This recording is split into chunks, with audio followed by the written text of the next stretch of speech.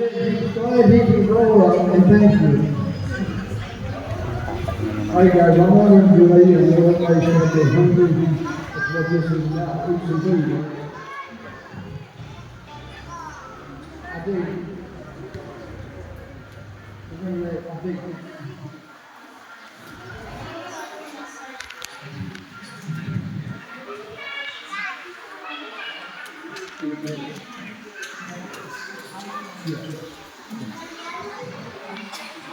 Siguro na sa harapan. And there's always the one for yourself, but you need to start with the word. That's what it is. I'm going to ask, I've been grateful to leadership.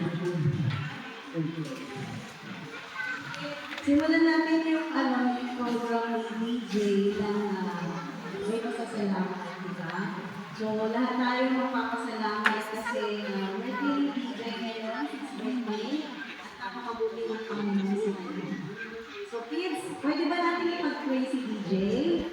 Sige, stand up tayo and let's have a short prayer for Thanksgiving.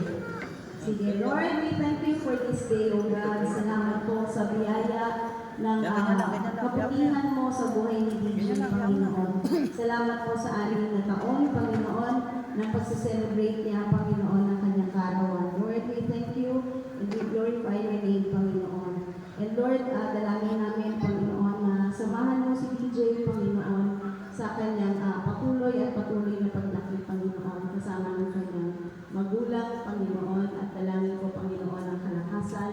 Patuloy mong ibibigay sa kanya, Panginoon, good health and wisdom coming from you, O God.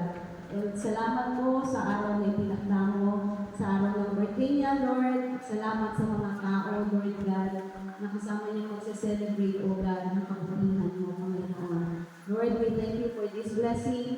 We thank you for this day, O God, and we bring back all the glory and all the praises to your name, O God. In Jesus' mighty name we pray.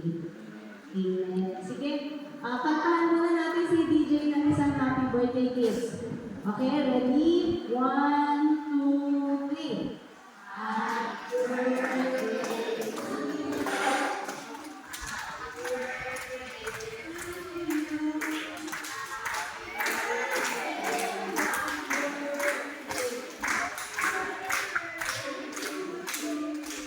Mag-blow lang ng tender si DJ. Pwede bang yung mga kids katabi niya? 6, 3, 2, 4.